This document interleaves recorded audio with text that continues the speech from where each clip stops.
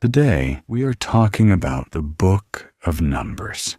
This is not just a story from the Bible. This is a story about life. The people are free, but they are afraid. They walk forward and then look back. They want change, but they fear the unknown. In the desert, there is no comfort, but there is growth. No shortcuts, only lessons. The Book of Numbers teaches us this. Your journey may be long, but it has a purpose. Your mistakes do not stop you. They teach you. If you feel lost, if the road feels hard, you are not alone. This book reminds us, faith is choosing to move forward, even when the way is unclear. Let's begin. The Book of Numbers summary. Chapter 1, the census.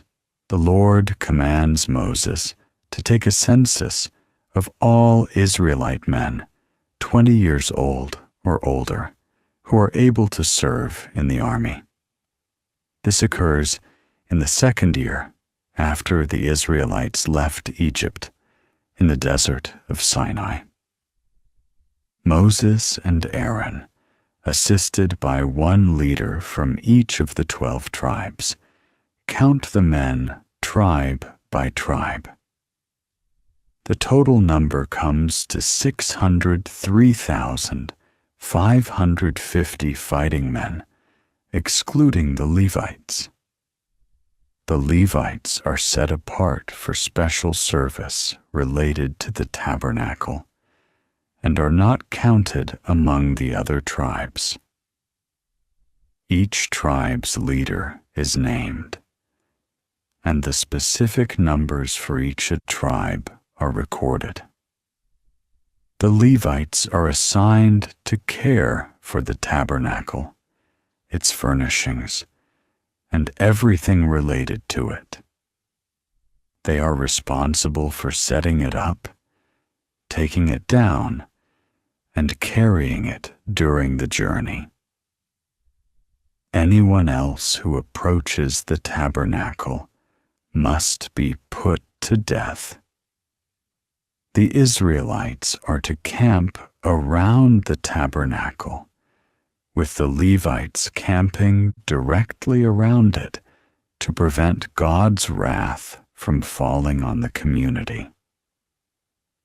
This census serves multiple purposes, including military organization, demonstrating God's faithfulness in multiplying Abraham's descendants, and establishing order among the vast population traveling through the wilderness toward the promised land. Chapter 2. The arrangement of the tribal camps. God provides Moses with detailed instructions for arranging the Israelite camp around the tabernacle. The 12 tribes are organized into 4 divisions of 3 tribes each, positioned on the north, south, east, and west sides of the tabernacle.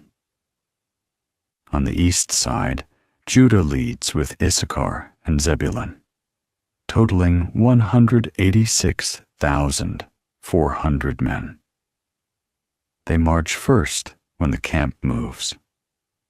On the south, Reuben leads with Simeon and Gad, numbering 151,450 men. The tent of meeting with the Levites moves in the center when traveling. On the west side, Ephraim leads with Manasseh and Benjamin, totaling 108,100 men.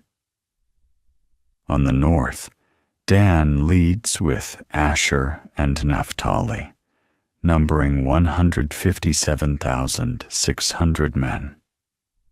Each tribe camps under its own standard and banner, maintaining its position relative to the tabernacle.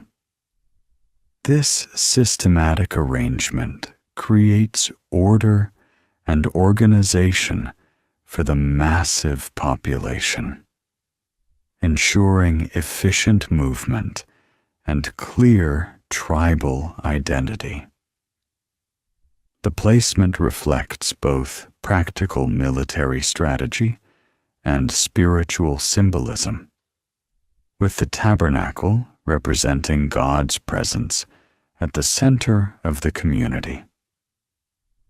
When the camp sets out, each division follows in order, maintaining the structure God established for their journey through the wilderness. Chapter 3. The Levites. God designates the Levites as substitutes for all the firstborn males of Israel, setting them apart for service to him and to Aaron the priest.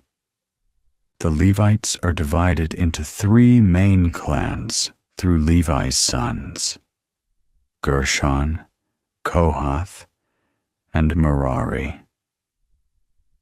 Each clan receives specific duties related to the tabernacle. The Gershonites are responsible for the tent itself, its coverings, curtains, and related items. They camp on the west side of the tabernacle. The Kohathites care for the ark, table, lampstand, altars, and sanctuary articles. They camp on the south side and come from Aaron's family line. The Merarites handle the frames, crossbars, posts, bases, and related equipment. They camp on the north side. Moses, Aaron, and Aaron's sons camp on the east side, directly in front of the tent of meeting, guarding the sanctuary. A census counts 22,000 Levite males, 1 month old or older. Since there are 22,273 firstborn Israelite males, the extra 273 must be redeemed with silver payment of 5 shekels each. This redemption money is given to Aaron and his sons, fulfilling God's command and establishing the Levites' special role in Israel's worship. Chapter 4. The Kohathites, the Gershonites, the Merarites, the numbering of the Levite clans. God gives Moses and Aaron detailed instructions for the Kohathite clan's service. Men aged 30 to 50 are counted for work at the tent of meeting.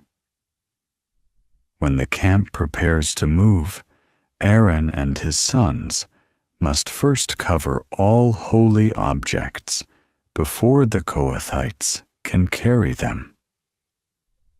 The ark is covered with the shielding curtain, then with protective layers. Similarly, the table of the presence, lampstand, altars, and all utensils receive specific coverings. The Kohathites must never touch the holy things directly or look at them, or they will die. Eleazar, son of Aaron, oversees them and manages the oil, incense, and offerings. The Gershonites, also men from 30 to 50, carry the tabernacle curtains, tent coverings, entrance curtains, and courtyard materials under Ithamar, son of Aaron's supervision. The Merarites transport the frames, crossbars, posts, bases, tent pegs, and ropes, with each man assigned specific items. Their service is also supervised by Ithamar. The census reveals 2,750 Kohathites, 2,630 Gershonites, and 3,200 Merarites, totaling 8,580 Levites, aged 30 to 50, available for service, fulfilling God's command to organize the sacred work efficiently. Chapter 5. The purity of the camp. Restitution for wrongs. The test for an unfaithful wife. God commands Moses to send away from the camp anyone with infectious skin diseases, bodily discharges, or who has become ceremonially unclean through contact with a dead body. This ensures the camp remains pure because God dwells among his people. The Lord then addresses restitution for wrongs committed against others. When someone wrongs another person, they sin against the Lord and must confess. They must make full restitution plus add 20%, giving it to the person they wronged. If that person has no close relative to receive the restitution, it goes to the priest, along with a ram of atonement. All sacred contributions belong to those who present them, but what is given to priests becomes theirs. God then provides a procedure for testing a wife suspected of unfaithfulness when there are no witnesses. The husband brings his wife to the priest with a grain offering. The priest prepares holy water mixed with dust from the tabernacle floor and has the woman drink it after taking an oath. If she is guilty, the water will cause suffering and her abdomen will swell. If innocent, she will be unharmed and able to have children. This test places the matter in God's hands, protecting innocent women while revealing guilt. Chapter 6. The Nazirite, the priestly blessing. God establishes regulations for men or women who make a special Nazirite vow of dedication to the Lord. During the vow period, they must abstain from wine, grapes, and grape products. They must not cut their hair, allowing it to grow as a symbol of consecration. They must avoid contact with dead bodies, even those of close family members, maintaining ceremonial purity. If someone dies suddenly near them, their consecration is defiled, and they must shave their head after 7 days. Then bring offerings to the priest on the 8th day, including 2 doves or young pigeons for sin, and burnt offerings, plus a lamb as a guilt offering. They must then rededicate themselves and restart their vow period. When the vow period ends, the person brings offerings, including a year-old male lamb for a burnt offering, a year-old female lamb for a sin offering, and a ram for a fellowship offering, along with grain and drink offerings. The priest presents these before the Lord. Then the Nazirite shaves their consecrated hair and places it on the fire under the fellowship offering. Afterward, they may drink wine. God then instructs Aaron and his sons to bless the Israelites with specific words invoking God's blessing, grace, favor, and peace. This priestly blessing places God's name upon Israel, and he promises to bless them. Chapter 7. Offerings at dedication of the tabernacle. When Moses finishes setting up the tabernacle, he anoints and consecrates it, along with all its furnishings, and the altar with its utensils. The leaders of Israel, heads of families who supervised the census, bring offerings for dedication. They present 6 covered carts and 12 oxen, 1 cart for every 2 leaders, and 1 ox for each leader. God tells Moses to accept these gifts and give them to the Levites for their work. Moses gives 2 carts and 4 oxen to the Gershonites, and 4 carts and 8 oxen to the Merarites, supervised by Ithamar. The Kohathites receive no carts because they carry the holy objects on their shoulders. For the altar's dedication, each leader brings identical offerings on consecutive days over 12 days.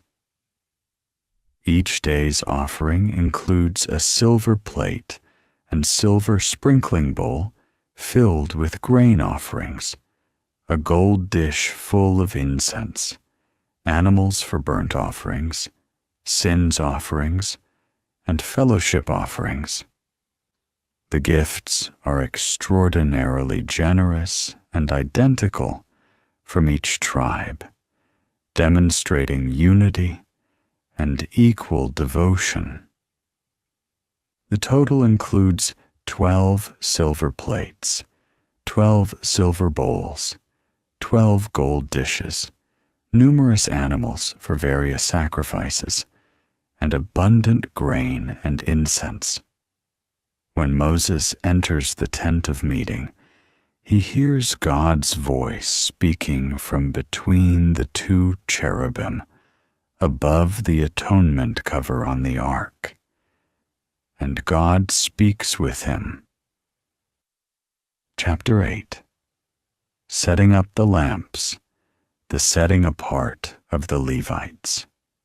The Lord instructs Moses to tell Aaron how to set up the 7 lamps on the lampstand, so they light the area in front of it. Aaron does this exactly as commanded, positioning the lamps according to God's instructions.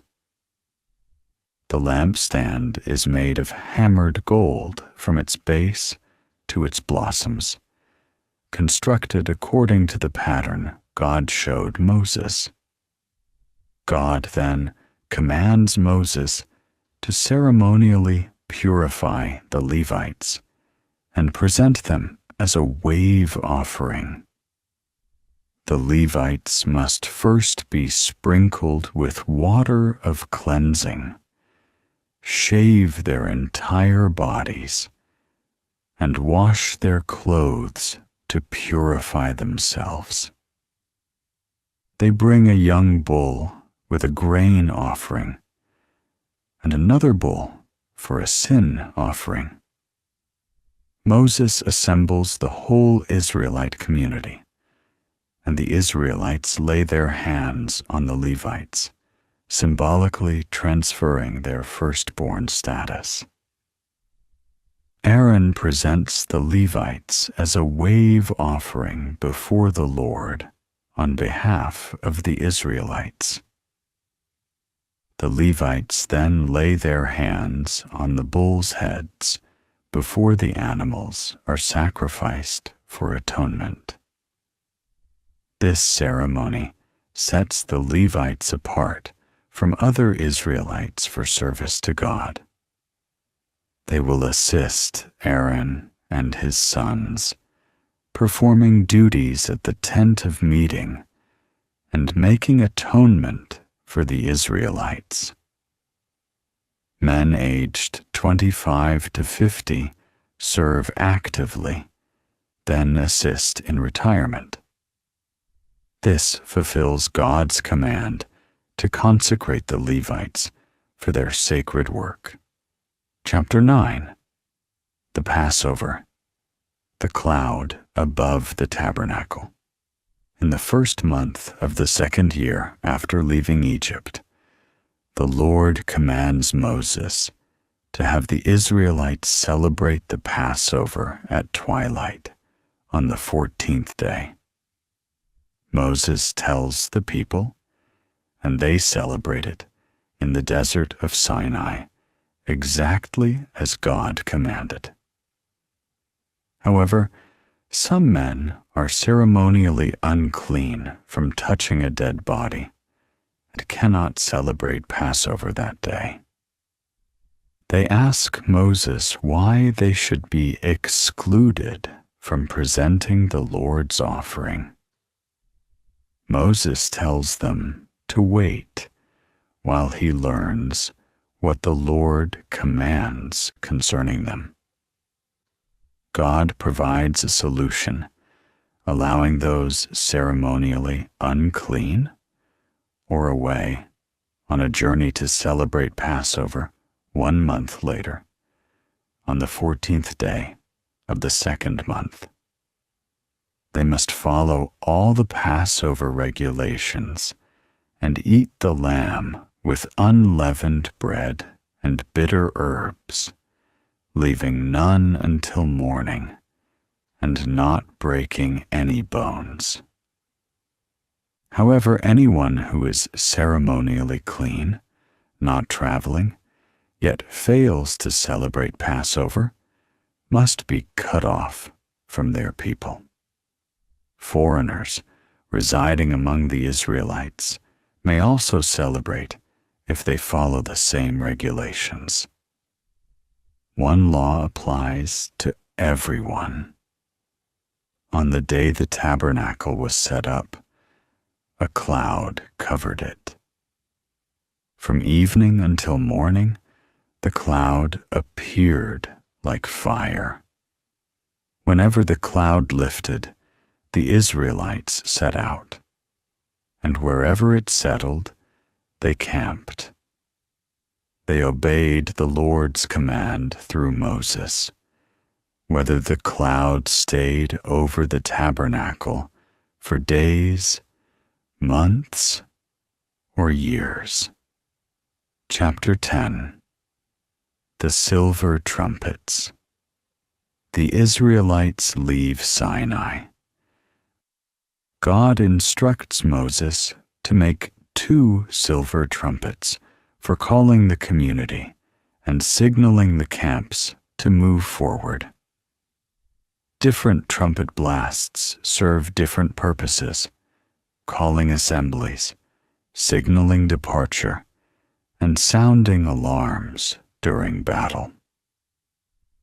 The Israelites finally depart from Mount Sinai, where they had camped for nearly a year. The tribes move in their designated order, with the Ark of the Covenant leading the way. Moses invites his brother-in-law Hobab to journey with them, promising to share whatever good things the Lord gives them. As the ark sets out, Moses proclaims that the Lord will scatter his enemies and return to the countless thousands of Israel. This departure marks a significant transition from receiving the law to beginning the journey toward the promised land. The organized movement demonstrates the careful structure God has established for His people. The silver trumpets become an important means of communication for this vast community traveling together. The cloud of the Lord guides them, lifting when it is time to move and settling when they should camp. This chapter represents hope and anticipation as the Israelites step forward in obedience toward their destiny. Chapter 11. Fire from the Lord. Quail from the Lord. The people begin complaining about their hardships, which angers the Lord. Fire from God breaks out among them, consuming the outskirts of the camp until Moses prays and the fire subsides.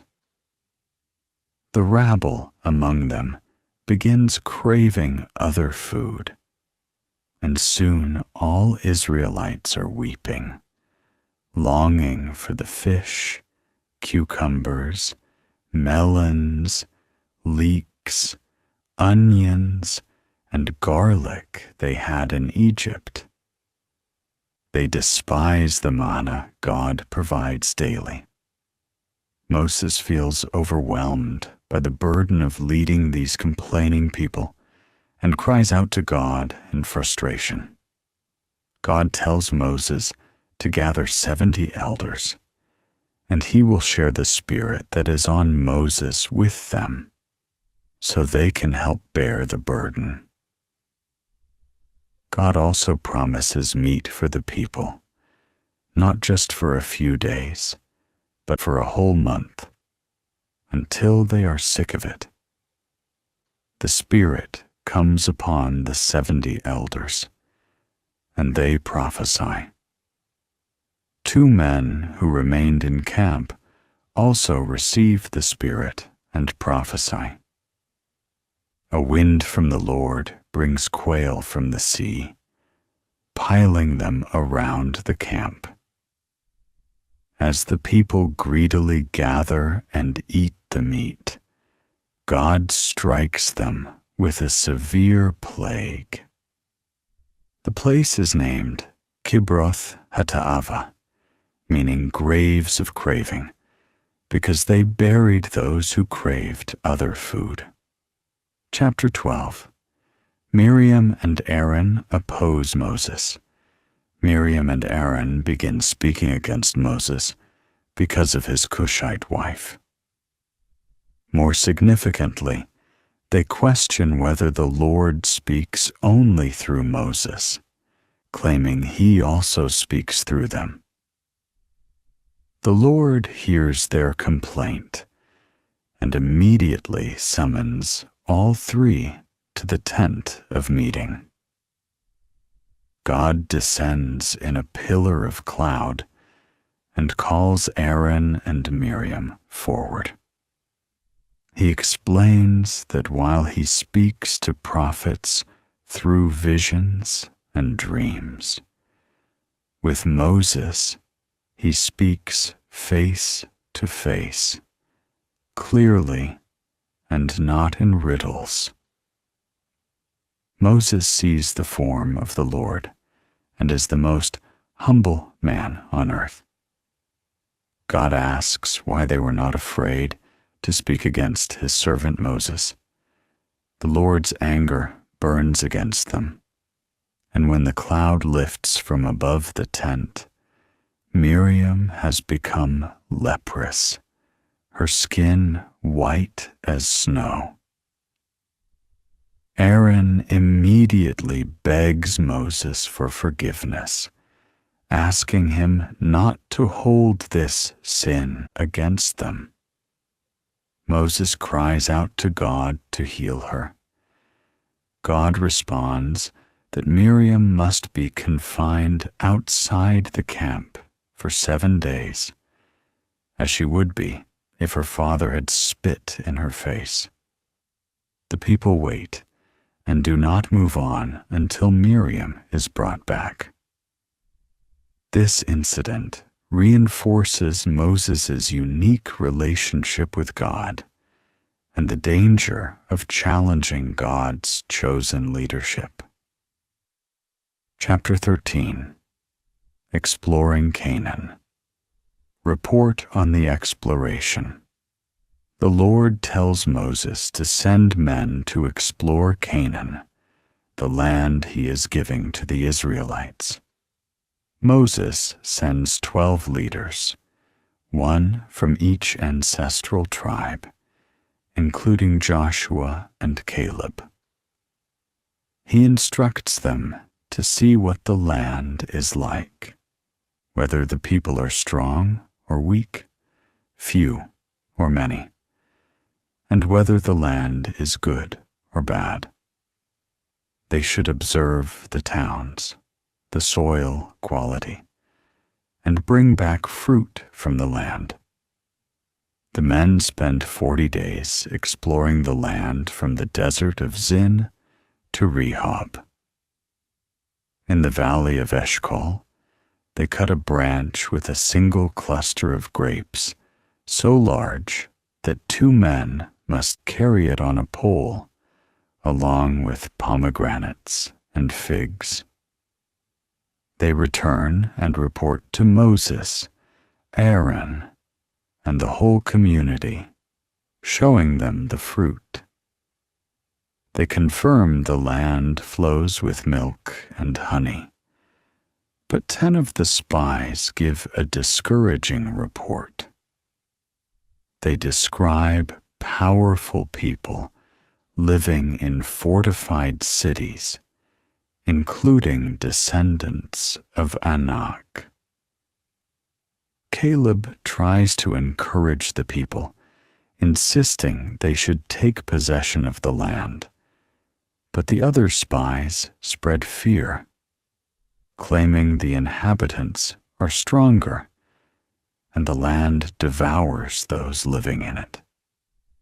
They describe seeing the Nephilim and feeling like grasshoppers in comparison.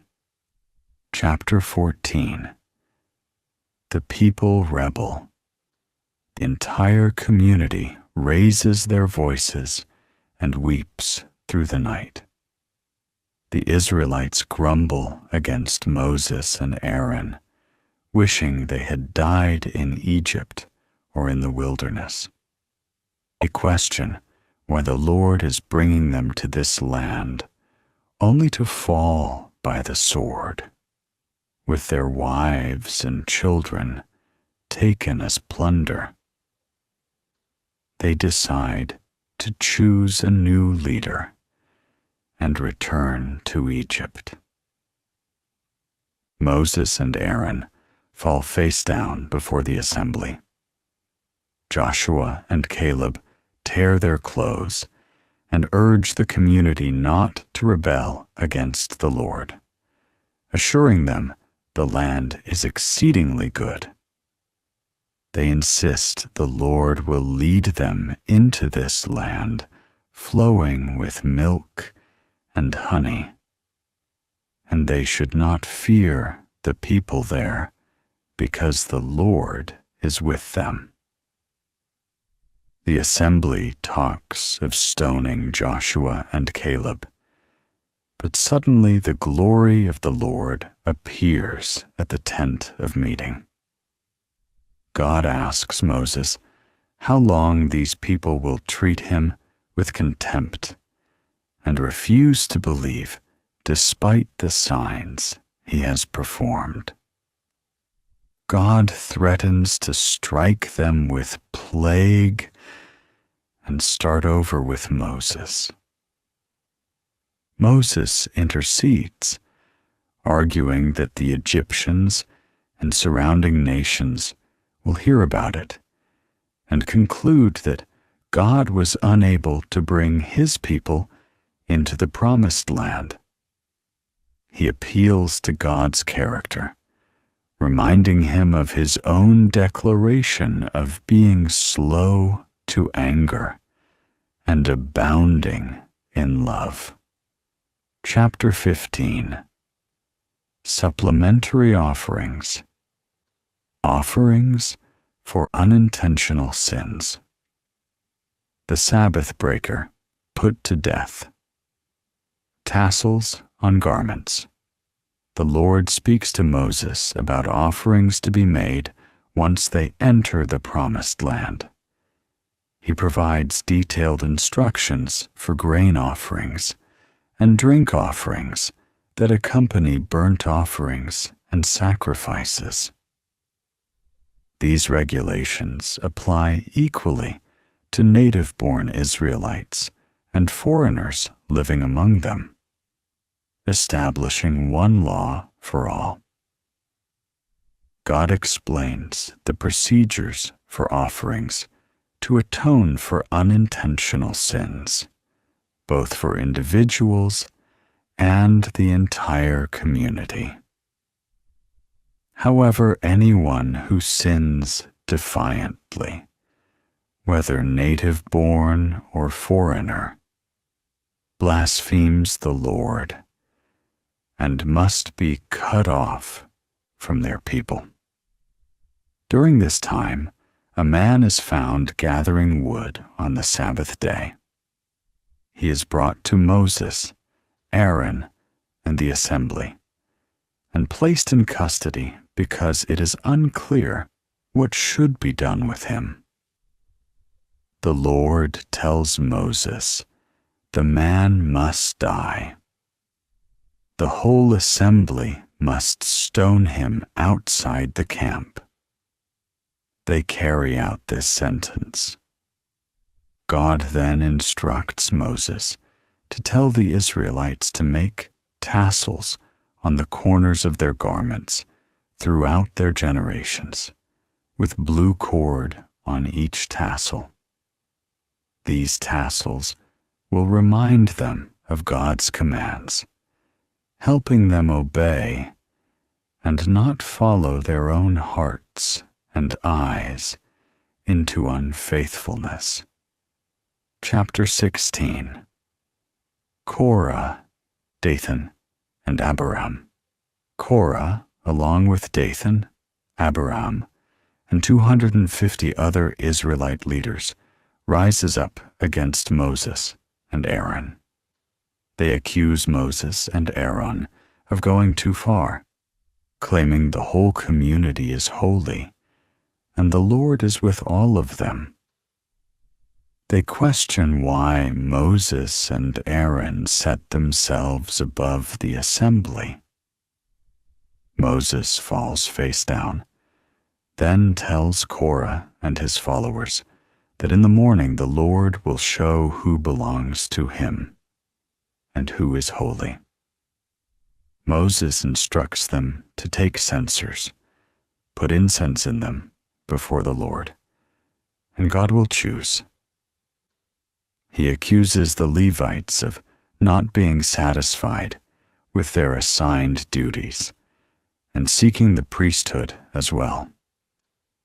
Moses summons Dathan and Abiram, but they refuse to come, accusing Moses of bringing them out of a land flowing with milk and honey to kill them in the wilderness.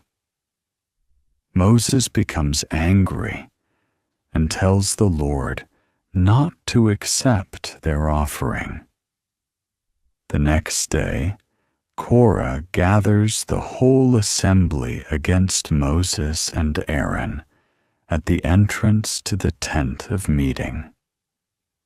The glory of the Lord appears, and God tells Moses and Aaron to separate themselves from this assembly so he can destroy them instantly.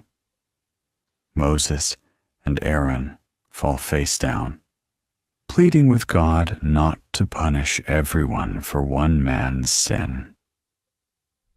God tells Moses to have the assembly move away from the tents of Korah, Dathan, and Abiram. Chapter 17. The budding of Aaron's staff. After the rebellion of Korah and his followers, The Lord tells Moses to collect 12 staffs, one from the leader of each ancestral tribe, and write each man's name on his staff. Aaron's name goes on the staff of Levi. Moses places these staffs before the Lord in the tent of the covenant law. God promises that the staff belonging to the man he chooses will sprout, which will end the constant grumbling of the Israelites against Moses and Aaron. The next day, Moses enters the tent and discovers that Aaron's staff has not only sprouted, but has budded, blossomed, and produced almonds. Moses brings out all the staffs from the Lord's presence and shows them to the people. Each leader takes his own staff. The Lord tells Moses to put Aaron's staff back before the ark of the covenant law as a sign to the rebellious, so their grumbling against God will stop and they will not die. Moses does exactly as the Lord commands. The Israelites cry out in fear, saying they will die, and anyone who even comes near the Lord's tabernacle will die. This miraculous sign definitively establishes Aaron's priesthood and confirms God's choice of the Levites for sacred service. Chapter 18. Duties of Priests and Levites. Offerings for priests and Levites. The Lord tells Aaron that he, his sons, and his family are responsible for offenses connected with the sanctuary, while Aaron and his sons alone are responsible for offenses connected with the priesthood. The Levites are to join them and assist, but only Aaron and his sons may serve directly at the altar and inside the curtain. Anyone else who comes near the sanctuary will be put to death.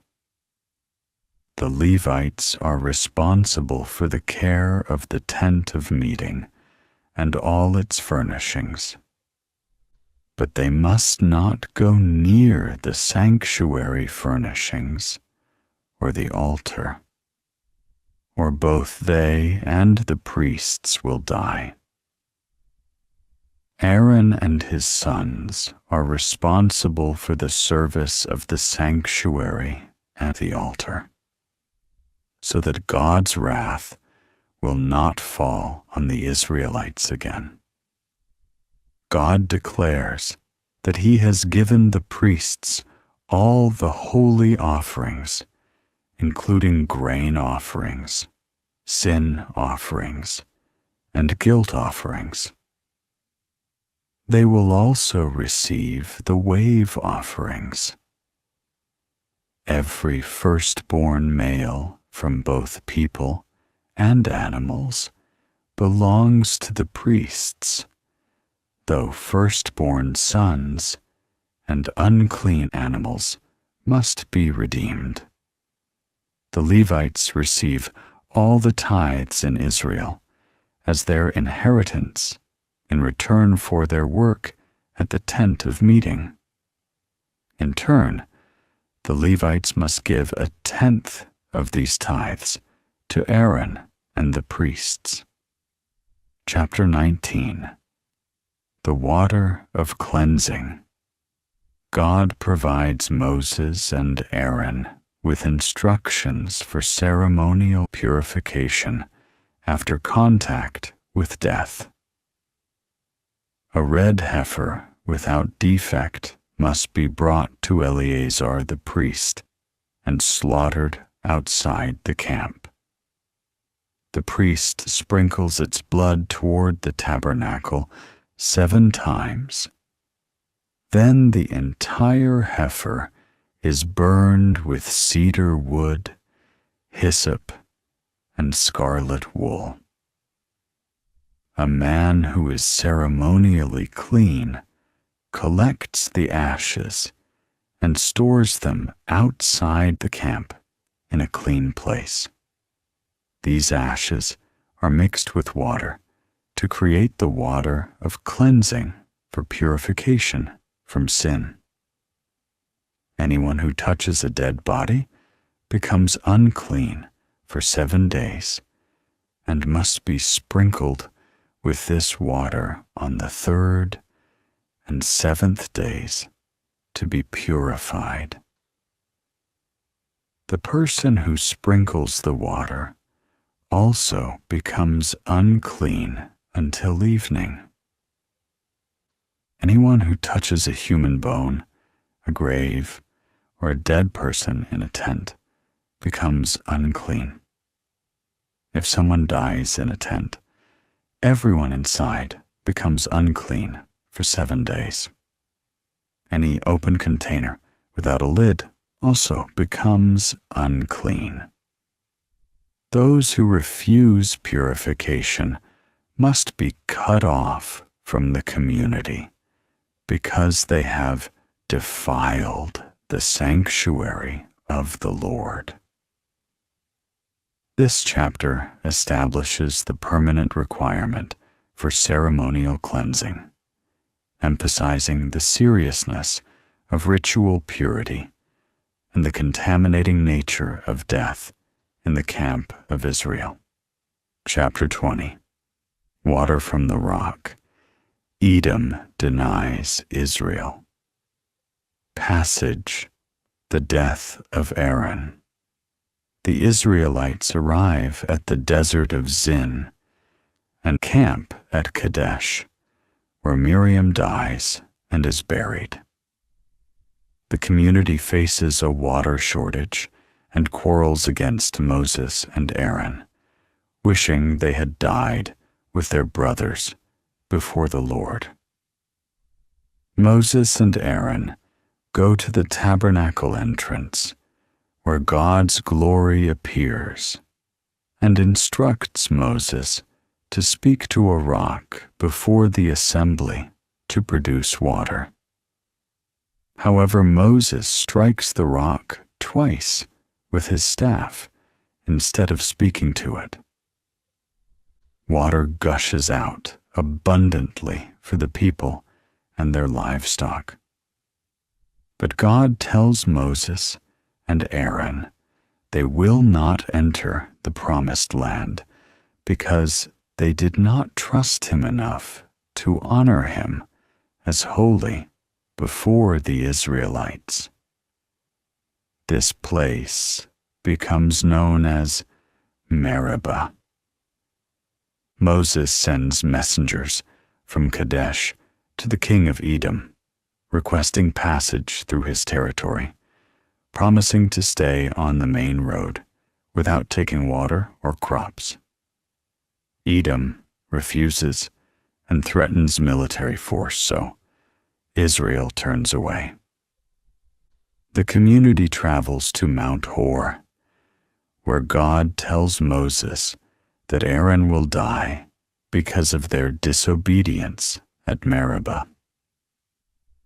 Moses removes Aaron's priestly garments and places them on Eleazar, Aaron's son. Aaron dies on the mountain, and Israel mourns for 30 days. Chapter 21. Arad destroyed. The bronze snake, the journey to Moab, defeat of Sihon and Og. When the Canaanite king of Arad attacks Israel and captures prisoners, Israel makes a vow to the Lord to completely destroy the Canaanite towns if given victory. God grants their request, and they destroy the towns, naming the place Hormah. The Israelites travel from Mount Hor along the Red Sea route to go around Edom. But the people grow impatient and speak against God and Moses, complaining about the lack of bread and water and their disgust with the manna. God sends venomous snakes among them, and many Israelites die from snake bites. The people confess their sin, and Moses prays for them. God instructs Moses to make a bronze snake and put it on a pole so anyone bitten can look at it and live. The Israelites continue their journey, camping at various locations and singing about the well God provides. They send messengers to Sihon, king of the Amorites, requesting passage through his land with the same peaceful intentions offered to Edom. Sihon refuses and attacks Israel at Jahaz, but Israel defeats him and occupies Amorite territory from the Arnon to the Jabbok. They also defeat Og, king of Bashan, at Edrei, taking possession of his land. Israel camps in the plains of Moab, across from Jericho. Chapter 22. Balak summons Balaam, Balaam's donkey.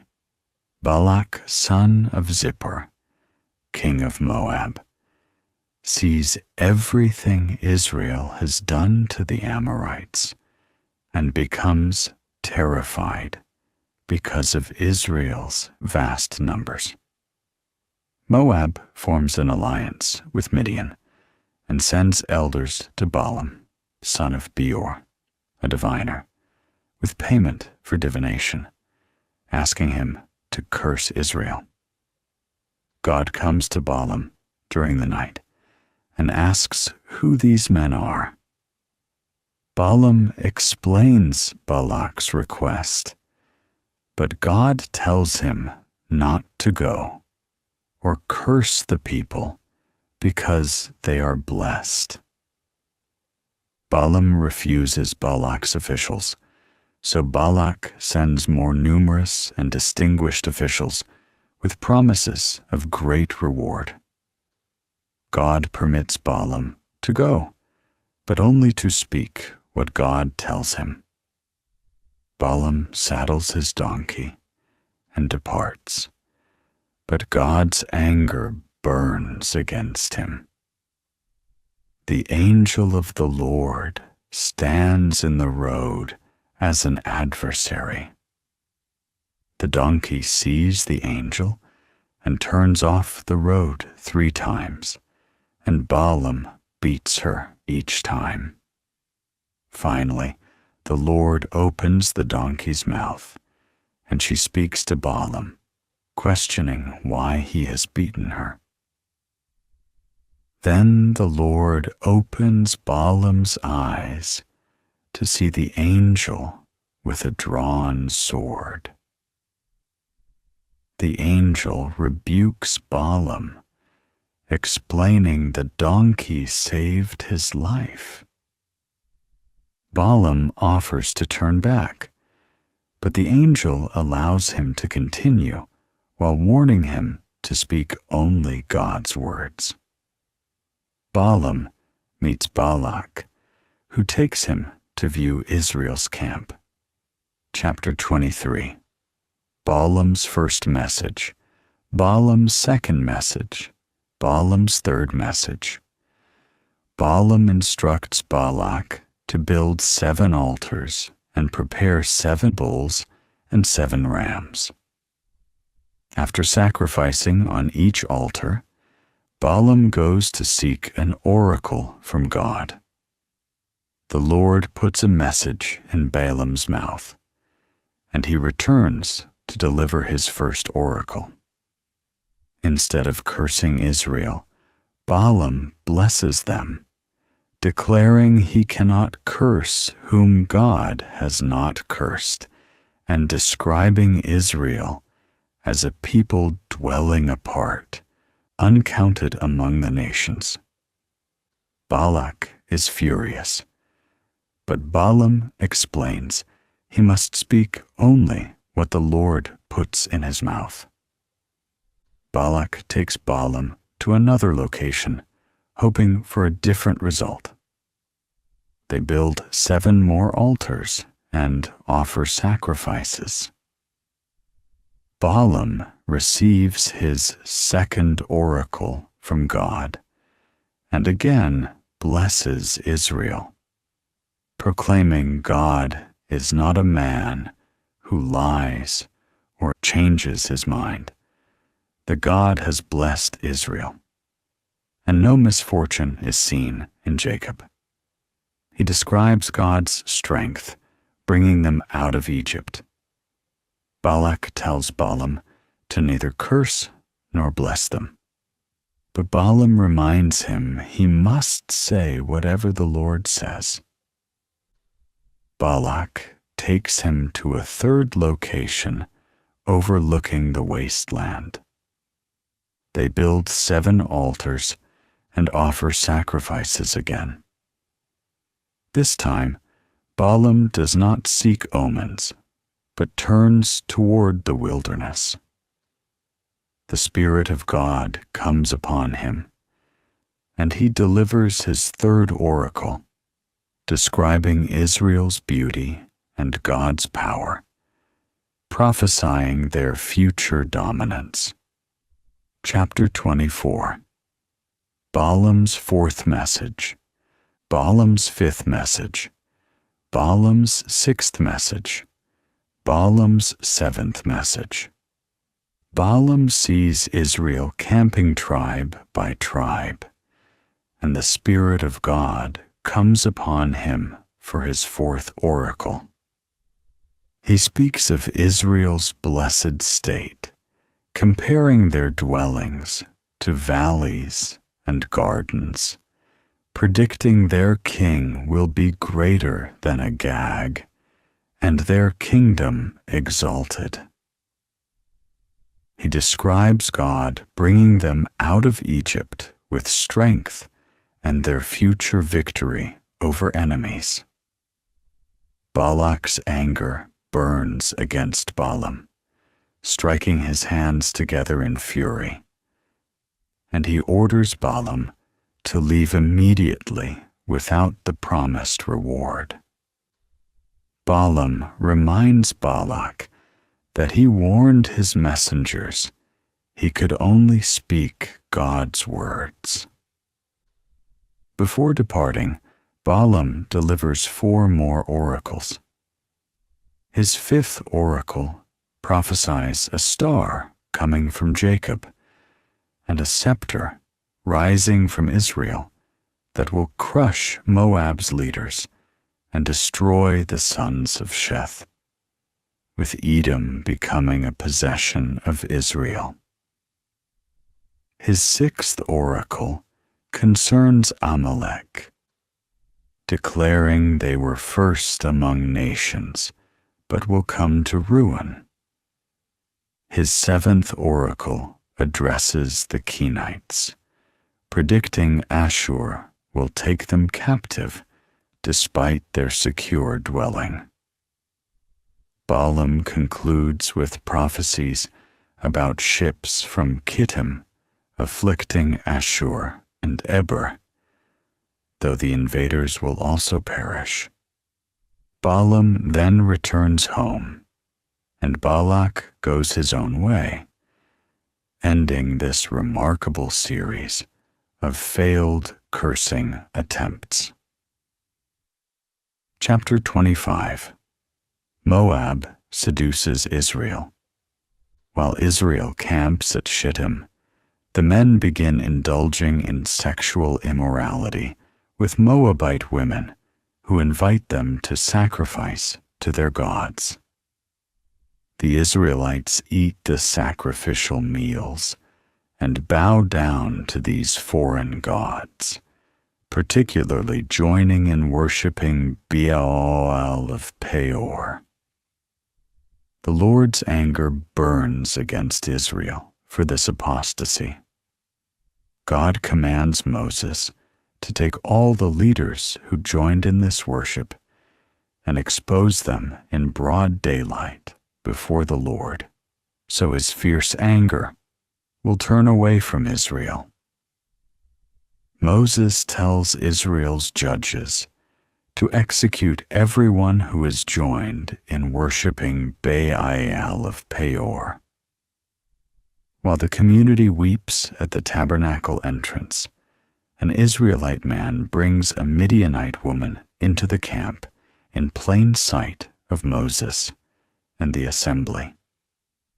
Phinehas, son of Eleazar, grandson of Aaron the priest, sees this brazen act, leaves the assembly, takes a spear, follows them into the tent, and drives the spear through both of them. This decisive action stops the plague that had already begun against Israel. But 24,000 people die. The Lord commends Phinehas for his zeal and grants him a covenant of lasting priesthood, because his action turned God's anger away and prevented the destruction of all Israel. God commands Moses to treat the Midianites as enemies and attack them because they deceived Israel through Peor and through Cosbi, the Midianite woman killed by Phinehas. Chapter 26. The second census. After the plague, the Lord commands Moses and Eleazar the priest to take a census of the entire Israelite community by families, counting all men 20 years old or older who can serve in the army. Moses and Eleazar announced this in the plains of Moab by the Jordan across from Jericho. The census lists each tribe with detailed clan breakdowns. Reuben, numbers 43,730. Simeon, numbers 22,200, having decreased significantly. Gad numbers 40,500. Judah numbers 76,500, excluding and Onan, who died in Canaan. Issachar numbers 64,300. Zebulun numbers 60,500. Manasseh numbers 52,700. Ephraim numbers 32,500. Benjamin numbers 45,600. Dan numbers 64,400. Asher numbers 53,400. Naphtali numbers 45,400. The total count is 601,730 men. The Lord tells Moses to divide the land as an inheritance based on the number of names, giving larger groups more inheritance and smaller groups less, with portions assigned by lot to ancestral tribes. The Levites are counted separately by clans, totaling 23,000 males, 1 month old or older, not included in the general census, because they receive no inheritance. Not one person from the first census taken in the Sinai wilderness remains, except Caleb and Joshua. Chapter 27. Zelophehad's daughters, Joshua to succeed Moses. The daughters of Zelophehad from Manasseh's clan approach Moses Eleazar the priest, the leaders, and the entire assembly at the tabernacle entrance. They explain their father died in the wilderness for his own sin without sons. And they ask why his name should disappear from his clan simply because he had no son. They request property among their father's relatives. Moses brings their case before the Lord, who rules in their favor, establishing a lasting ordinance for Israel. God declares that if a man dies without a son, his inheritance passes to his daughter. If he has no daughter, it goes to his brothers. If he has no brothers, it goes to his father's brothers. If his father has no brothers, it goes to the nearest relative in his clan. The Lord then tells Moses to go up the mountain in the Abarim range to see the promised land, after which he will die like Aaron, because both rebelled against God's command at the waters of Meribah, failing to honor him as holy before the Israelites. Moses asks the Lord to appoint a leader over the community so they will not be like sheep without a shepherd. God chooses Joshua, son of Nun, a man with the Spirit, instructing Moses to commission him publicly by laying hands on him before Eleazar and the assembly, giving him authority so the community will obey. Joshua will receive guidance through Eleazar's use of the Urim before the Lord. Chapter 28. Daily Offerings, Sabbath Offerings, Monthly Offerings. The Passover, the Festival of Weeks. God provides Moses with detailed instructions regarding the regular offerings Israel must present. The daily offerings consist of 2 lambs, one in the morning and one at twilight, accompanied by grain offerings and drink offerings. These continuous burnt offerings maintain the covenant relationship between God and his people. On the Sabbath, additional offerings are required beyond the daily sacrifices, emphasizing the day's special holiness. Monthly offerings at the beginning of each month include 2 young bulls, 1 ram, and 7 male lambs, along with their accompanying grain and drink offerings. These new moon celebrations mark the passage of time and renewed dedication to God. The Passover regulations are restated, requiring specific sacrifices on the 14th day of the first month, followed by the 7-day festival of unleavened bread. During this festival, specific offerings must be presented daily, including bulls, rams, and lambs, without defect. The Festival of Weeks, occurring 50 days after Passover, requires additional burnt offerings of 2 young bulls, 1 ram, and 7 male lambs, along with a sin offering of 1 male goat.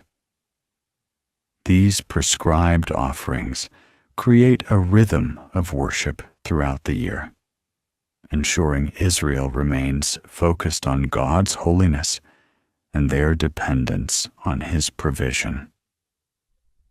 The detailed specifications demonstrate that approaching God requires careful obedience and reverence, teaching future generations the importance of worship according to divine standards. Chapter 29.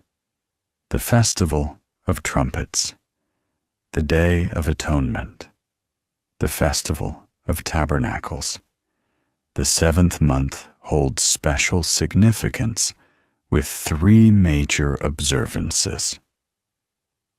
The Festival of Trumpets on the first day requires trumpet blasts to announce a sacred assembly.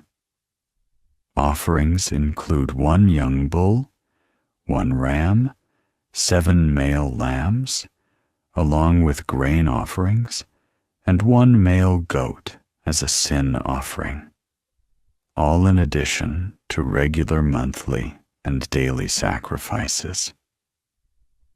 The Day of Atonement occurs on the 10th day, requiring the Israelites to deny themselves and present specific offerings: 1 young bull, 1 ram, 7 male lambs, and 1 male goat for atonement. This solemn day emphasizes national repentance and purification. The Festival of Tabernacles begins on the 15th day and lasts 7 days, commemorating Israel's wilderness journey. The offerings for this festival are elaborate and progressive, starting with 13 bulls on the first day and decreasing by 1 each subsequent day, while maintaining consistent numbers of rams, lambs, and goats. Each day requires 2 rams, 14 male lambs, and 1 male goat, along with appropriate grain and drink offerings. On the 8th day, a sacred assembly concludes the festival with reduced offerings: 1 bull, 1 ram, 7 lambs, and 1 goat.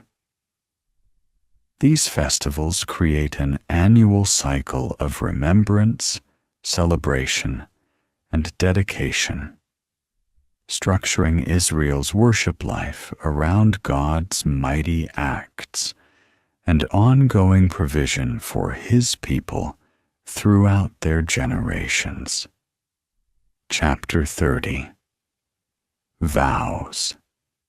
Moses addresses the tribal leaders regarding regulations concerning vows made to God.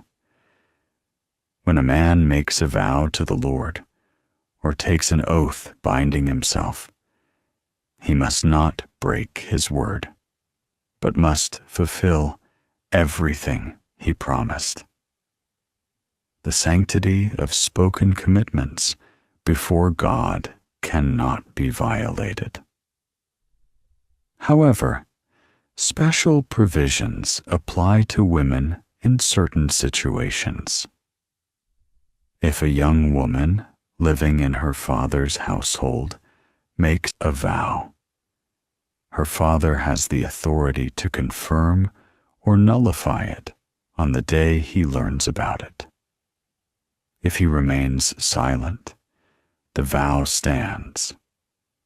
But if he forbids it, the Lord releases her from the obligation.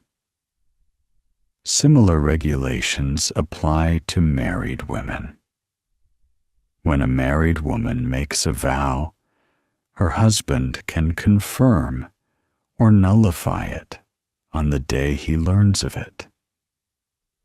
His silence confirms the vow, but his immediate objection releases her from it.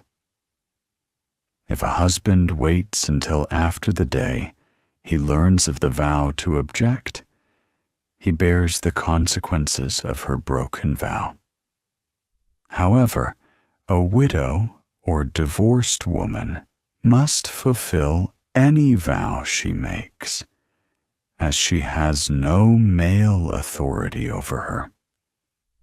These regulations protect women while maintaining the seriousness of vows, acknowledging the family structure of ancient Israel, while ensuring that commitments to God are made thoughtfully and responsibly, preventing rash promises that might dishonor God's name. Chapter 31. Vengeance on the Midianites. Dividing the spoils. God commands Moses to take vengeance on the Midianites for leading Israel into sin at Peor before Moses dies. 12,000 armed men, 1,000 from each tribe, prepare for battle under Phinehas's leadership, carrying sacred articles and trumpets. Israel defeats Midian completely, killing all their men, including 5 Midianite kings, and Balaam, son of Beor. The army captures Midianite women, children, livestock, and possessions, burning their towns and camps. However, Moses becomes angry when the army spares the women, as these women had followed Balaam's advice to seduce Israel into sin. Moses orders the execution of every male child and every woman who has known a man, sparing only virgin girls. The soldiers must purify themselves outside the camp for 7 days due to contact with the dead. All plunder, including people, animals, and goods, must be purified through fire or water, according to specific regulations. The plunder is divided equally between the fighting men and the entire community, with special tribute given to the Lord from both portions. The officers report that not one soldier was lost in battle, prompting them to bring gold articles as an offering to make atonement before the Lord, totaling over 16,000 shekels, demonstrating gratitude for God's miraculous protection. Chapter 32. The Transjordan Tribes. The tribes of Reuben and Gad possess large herds and flocks. Noticing that the lands of Jazer and Gilead, east of the Jordan, are suitable for livestock, they approach Moses, Eleazar, and the community leaders, requesting permission to settle in this conquered territory rather than crossing into Canaan. Moses responds angrily, comparing their request to the faithless spies who discouraged Israel 40 years earlier, resulting in an entire generation dying in the wilderness. He accuses them of discouraging the Israelites from entering the promised land, warning that their refusal would bring God's anger upon the entire nation again. The Reubenites and Gadites clarify their intentions, promising to build pens for livestock and cities for their families, then arm themselves and lead Israel's army until every Israelite receives their inheritance in Canaan. Only after securing the land would they return to their families east of the Jordan. Moses agrees to these terms, instructing Eleazar, Joshua, and the family heads that if Reuben and Gad fulfill their promise, they may possess Gilead. However, if they fail, they must settle in Canaan with everyone else. The tribes affirm their commitment, and Moses grants Gilead to Gad, Reuben, and half the tribe of Manasseh, who also desired this territory. They rebuild the captured cities and settled their families there while preparing for the upcoming conquest. Chapter 33. Stages in Israel's journey. Moses records all the stages of Israel's journey from Egypt under God's command, creating a detailed itinerary of their wilderness wanderings. The journey begins with the exodus from Ramesses on the 15th day of the first month, the day after Passover, as Egyptians bury their firstborn sons struck down by God. The Israelites march out boldly while God executes judgment against Egyptian gods. The detailed list includes 42 stages from Ramesses through various wilderness locations to the plains of Moab by the Jordan River across from Jericho. Significant locations mentioned include the Red Sea crossing, the desert of Sin, Rephidim, where there was no water, Mount Sinai, where they received the law, and Kadesh, where Miriam died. Aaron's death at Mount Hor in the 40th year after the Exodus is specifically noted, occurring on the first day of the 5th month when Aaron was 123 years old. After listing the complete journey, God speaks to Moses on the plains of Moab, providing crucial instructions for entering Canaan. Israel must drive out all inhabitants, destroy their carved images, demolish their high places, and take possession of the land God is giving them. The land must be distributed by lot, according to tribal clans. God warns that failure to drive out the inhabitants will result in serious consequences. Those remaining will become thorns in their sides and trouble them in the land. And God will do to Israel what he planned for Canaan's inhabitants. Chapter 34. Boundaries of Canaan. God instructs Moses regarding the precise boundaries of Canaan, the land Israel will receive as an inheritance. The southern boundary begins at the desert of Zin, along Edom's border, starting at the southern end of the Dead Sea, crossing south of Scorpion Pass through Zin to Kadesh Barnea, continuing to Hazar Adar and Asmon, joining the Wadi of Egypt and ending at the Mediterranean Sea. The western boundary follows the Mediterranean coastline.